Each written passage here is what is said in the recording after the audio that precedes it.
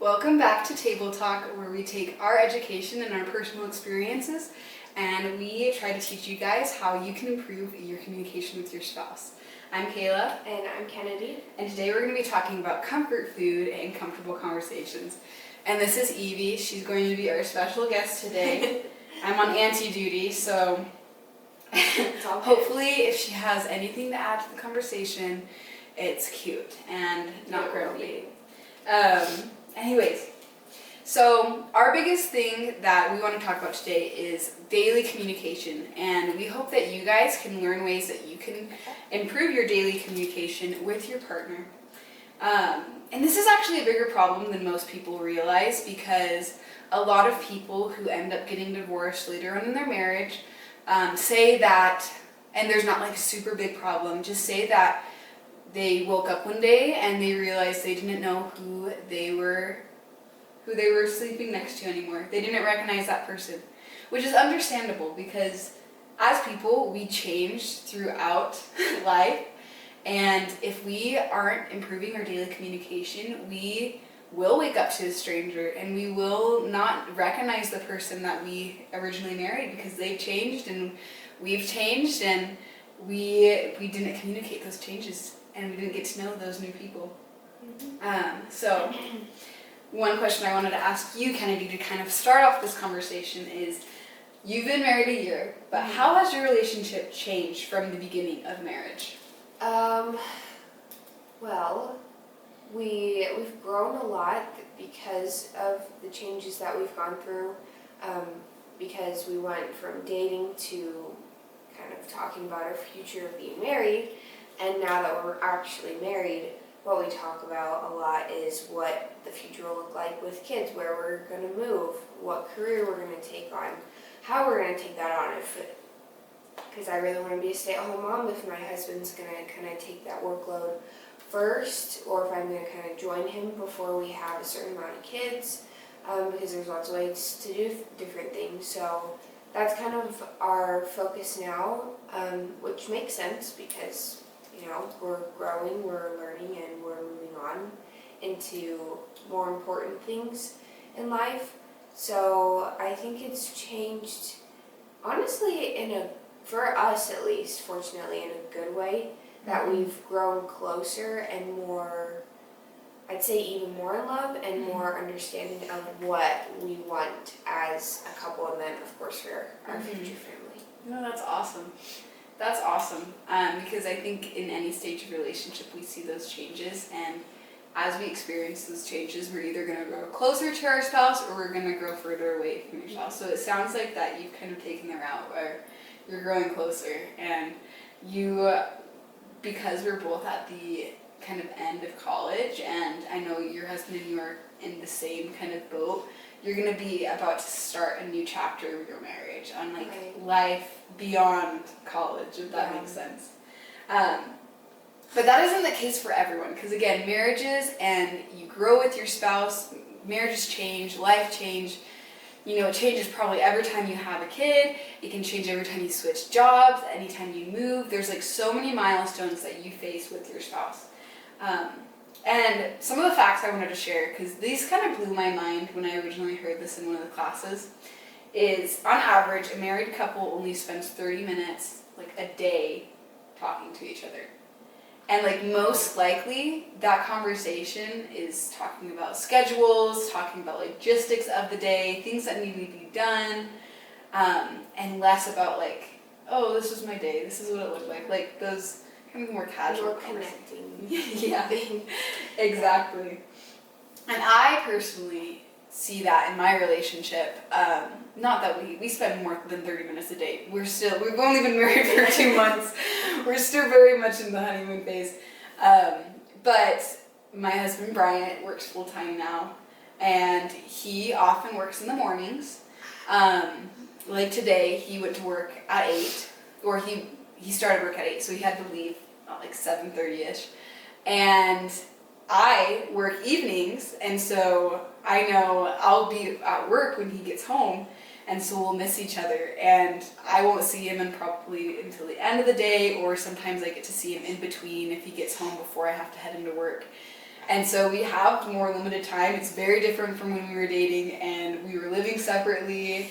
I mean, I saw him probably all the time. Yeah. Even at work. It's true. Even at work, because I worked on campus and he worked on campus and we worked with each other a lot.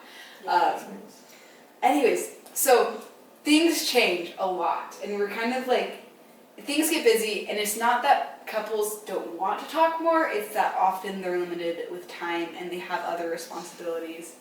And so, do you think, like, just taking the 30 minutes, especially if majority of it is talking about, like, logistics and kids and whatnot, do you think that's enough to maintain a relationship? I think it's enough to taint. What is the word you said? Maintain. Maintain. I completely blanked. I think it's enough to maintain the marriage. I don't know if it's enough to maintain the relationship, if that makes sense.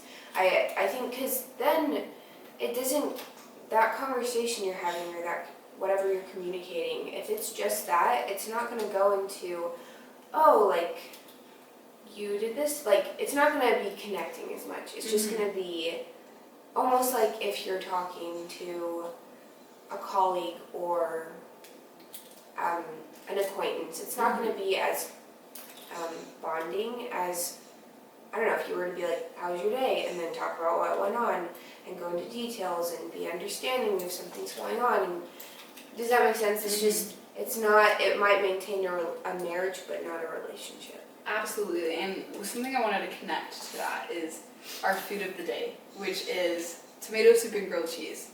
And we chose this one because it's a comfort, like soup, things like that, it's a comfort food.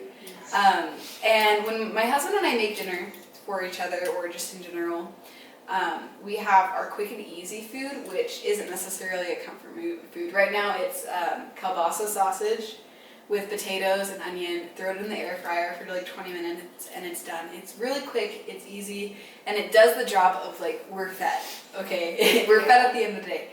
But in this case, our comfort meal, which would be tomato soup and grilled cheese, it does take a little bit of extra time. It takes a little bit of extra time and thought, and it's not something you can rush because it's not going to taste right. If you rush a soup, the flavors aren't right. It isn't incorporated right.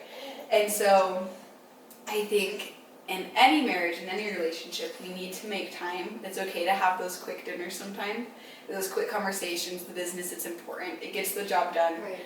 It helps marriage run. But to really help the nourishment, take time to make a comfort meal, if that makes sense. Have a comfort conversation. Yeah. And really, another study came out that says a couple only needs 10 minutes a day of meaningful conversation to continue to feel connected. And I can see that true. I can see a lot of couples not prioritizing that conversation, those conversations in their marriage, and that's where they kind of struggle, and that's where it goes off. Thank you. So the first thing that we wanted to bring to your guys' attention on ways to really make conversations more meaningful and just provide time for you and your spouse to connect is rituals. So, Kenna, do you want to explain a little bit of what rituals are? I see rituals as things that are constantly implemented into day-to-day life. They, like a ritual for me, or you can even say routine, is brushing your teeth for me.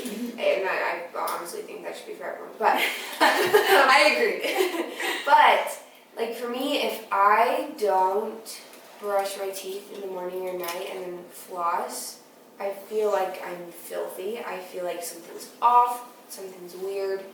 Same goes for, I don't know, showering or eating food. You know, the basics, because they're what keep you feeling good. And did you want me to talk about, like, in relationships? Yeah, that'd be great. So I can give an example of what my husband and I do for right now. In the job I have, I am able to take calls from like family members. It's not super strict. You know, I can It's do a little homework bit there. more flexible. It's a little bit more flexible. But my husband, he can't.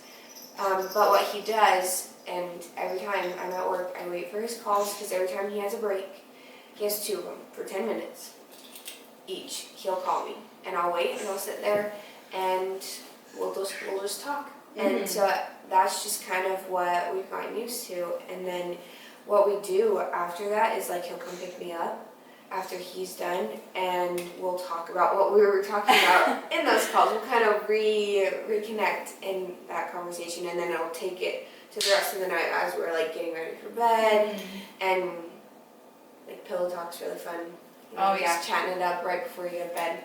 And that's just what we've been doing for, I want to say, a year now. That's awesome. So I think that's a good example of like a simple ritual. And just to kind of rephrase what you said exactly, it's like rituals and relationships are like things, like little things you do to connect to your spouse. And so like talking on the phone with them while you're at work, that little routine that you have is a great example. Thank you. Yeah, you tell them. Some other rituals that I've seen in relationships, because they can look so different and different for each couple. One that my husband kind of started, and he started this when we were engaged, is he would do before bed, because we would always like call each other at the end of the days when I got home from work and when he got home from work, and we just continued this through marriage, is we say one thing that we love about each other every day, and it's just like, I love you because. And so it's right before we go to bed, we'll say, I love you because, and then we find a creative way that, you know, we love them for. And sometimes it is like superficial, and it's like, I love you because you're handsome. But often it's enough, it's like something that happened throughout the day. It's like, oh, I love you because you make me breakfast, or I love you because you did the dishes, or you go to work, or whatever it may be. And we were talking about this in just the class that we do this assignment for, because one girl was able to share some rituals that she's seen and shared with her group. And one of it is before they get up every day, they set an alarm, and then for 15 minutes when they wake up, they cuddle. And they cuddle for 15 minutes. And I think that's like super sweet and super cute, and I could see it being super beneficial because like that cuddle time is important to them, and it's a way that they can prioritize it. Yeah, I do have one more example. Go for it. I'm thinking, I'm a huge laugher. I love laughing. It can get me out of any crappy mood. Even if I don't feel good, I feel better. Yeah. But that's something that my husband and I have also kind of done. Specifically at night, what we'll do while we're getting ready for bed is we'll come up with these really stupid games, but they're the best. We are just constantly dying laughing just as we're getting ready for bed, and it just makes the night go so much smoother, especially when sometimes at night I've noticed that we could be a little bit more grumpy, and problems could arise. Kind of what we talked about in I think our very first episode. Don't talk about problems past 11. But we just have noticed that the more laughter that's going on, the more we're kind of joking around, making jokes, doing fun things. It just makes everything so much better and so much easier. Absolutely, and that's a good one. That's another good one. We have some just other things that we do throughout our week, like Sundays are our day that we take time mainly just for each other. We have a few games we play together, so we have things that we can do together, but just our daily thing, if we clearly don't have time. Luckily, we don't have kids of our own yet, so we're the only ones that we have to focus on right now, and I think that's important since we've only been married for 2 months. Except we have this one quite a bit. We have this one quite a bit. And she definitely adds a little spice to our mornings. But the second thing I wanted to discuss is bids for attention. And this isn't something that John Gottman has addressed, and basically bids for attention are small ways your spouse is kind of asking for attention. And it could look like maybe they came up to you and like, hey, like come watch this funny video with me, or come watch this show with me, or do you want to go on a walk? Sometimes it's more obvious than others. Yeah. But they're like putting in a bid for your attention, like to see if... Hey, I'm here. Yeah, exactly. And like, it's important as your spouse to kind of recognize those moments. And like, okay, they need a little extra attention. They need that, they're craving that connection with me. Right. And I don't know if you've ever had a moment where like little ways that you caught on that you kind of ask for that attention, or like your husband has. But I think Evie does a good job of that, because she, you're a good example of this. She is 5.5 months and right now, and sometimes she's okay, but she wants to be held. She just wants to know what's going on. Mm-hmm. So she'll just cry. She'll cry and whine, and that's her way of asking for attention. And we do the same thing in our relationships where, sometimes I just want to play a game with my husband. I just want to spend time. Or I know we watch Dancing with the Stars every week. Like many couples our age do right now, and people our age do. Every Tuesday night, like it started with me, like, hey, I know you're not interested in this dancing show, but do you want to watch it with me? And, he recognized that as like, first he goes, why? Yeah. I'm like, well, I want to watch it, but I want to watch it with you because I want your attention. And he's like, okay. And now that's actually become a ritual, just from one like bit of attention. I think even connecting with each other's interests, because my husband's really into technology and he can talk forever about a new TV or a monitor or the PC he built, and I often get completely lost in what he's saying because it's lots of numbers and letters like mixed together. But I realize it's important to him and that he loves it, and so I'll listen. And like we've even done that with shows. Like he got me into one of his favorite shows, and then I kind of was like, hey, you got me into one of your shows, can I get you into some of my favorite movies? Yeah. And I love his shows and he loves my movies. Like we watched Legally Blonde the other day and he's like, it's my favorite rom-com. Oh, I love that. Yeah, so oh my goodness. There's lots of ways to connect, and it can be fun at the same time. And we kind of challenge you guys right now to, as you spend time with your spouse, kind of try and recognize those bids for attention. See if you can notice them, or maybe if you feel a lack of connection with your spouse, do things to almost bid for their attention. And if they don't, because some people don't catch on. If they don't catch on, like that's totally okay. Make a bigger effort to say like, hey, I want your time. Yeah. I am craving connection.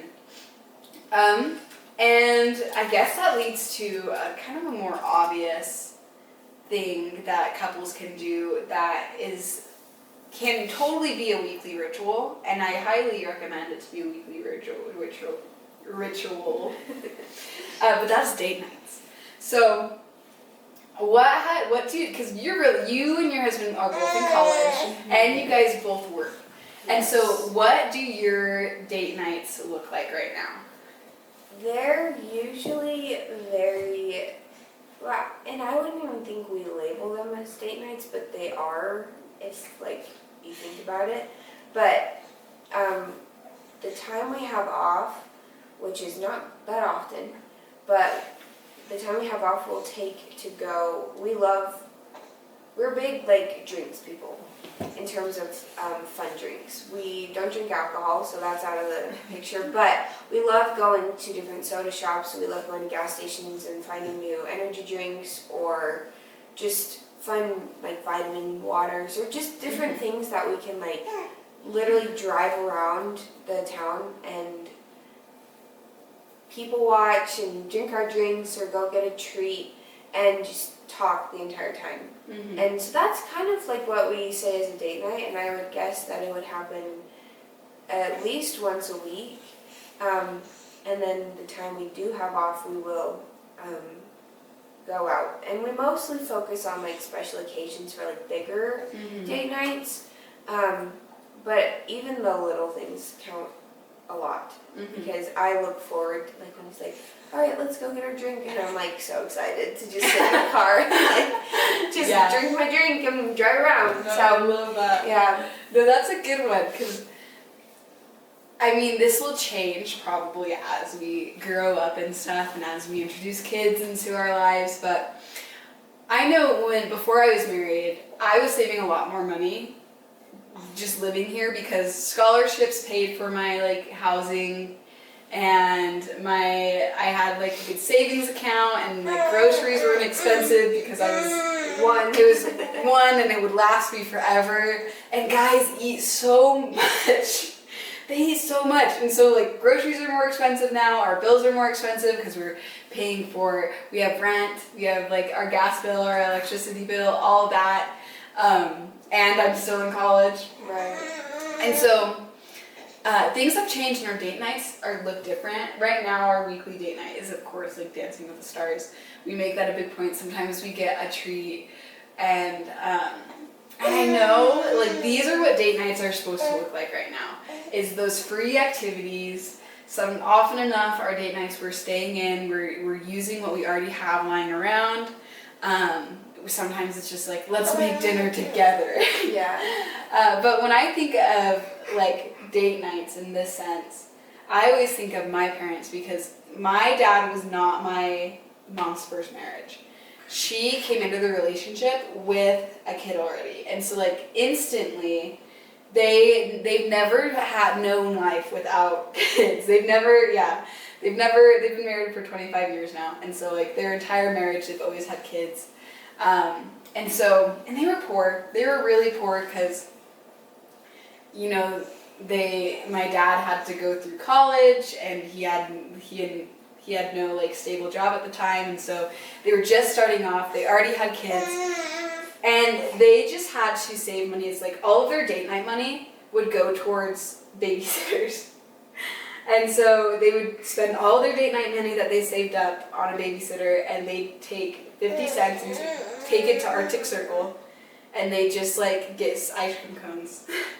And that was their date night. And they like people watched, and it was like to them though, it was making time for the other person. Yeah. Which I think is the most important. I think it's really important too, and I think a lot of people forget this when they're married and have kids, is that your kids are obviously really important, but in my opinion, your marriage is more important because your kids come and go. You'll have them, you'll nurture them, you'll get them ready for the world, and then they're gone. But then if you haven't nurtured your marriage along the way, I know, right? If you haven't nurtured your marriage along the way and your kids are out of the house, you're empty nesters, and it's back to just you two, then where did the time go for you guys, and how are you going to be able to make up that time to reconnect and be, because I think you can be just as in love and just as solid at age 50. 100%. So, but I think a lot of people miss that because they're like, oh, no, the kids. But I think what your parents said was so important, because even if it was just a little bit of time alone, that probably was a big help. Yeah, and like understandably, when you have kids, they become like your whole world, right? And like that is how it should be, but you should still put your spouse first, because when done correctly, you and your spouse are going to tackle the kids together. But you need to make sure that you're doing what you need to feel connected to your spouse, to admire your spouse, and make sure that they feel appreciated. And those weekly date nights are how it's going to be done. Because like, you're exactly right. Kids aren't meant to be under your roof forever. We want kids to be able to grow up and have their own families one day, when possible. And 'cause of course there's special situations, but and understandably, date nights, those conversations are probably going to be talking about the kids, talking about Jimmy's soccer game, and maybe there's one that's having a little extra trouble, but also, and this is our last point, when we have to, you talking too? When kids are, the main topic of conversation, it kind of feels like business sometimes again. And if you're still having fun as you talk about your kids, obviously that's still a good thing to talk about. But our last point is, one of the most fun parts about being newly married is like imagining the future together, talking about those kids that you will eventually have. What are they gonna look like? Where do you want to live? What do you want to do? Where do you want to go for your future? And this is especially what people do, I know in our situation, because we are building our future with our spouse as we speak. But I think it's always okay, and it should be, of like, make dreams, talk about your dreams, make plans for the future. Don't just let parenting be the only thing that defines you in the moment. Talk about, and those plans will include your kids, but it's like, you get to a point on, where should we go for vacation? Doesn't mean it's gonna happen. Yeah. But take time to like make plans, talk about dreams, wants, desires. That's how you're gonna continue to know those big changes in your spouse's life. Yeah, and I think a lot of people stop talking because they think, because one, life gets stressful, and things don't maybe seem as exciting. She's got a huge opinion about this topic. She likes this one. She says, no, they're supposed to talk about me and only me. But I think stress gets in the way of the excitement. But I think there are ways to work around that, and I think it is just having meaningful conversations with your spouse. Because you can still connect, and through that stress, you can still think about the goodness. Like my husband and I, we're not close to owning a home right now, but we talk about owning a home. We talk about one day,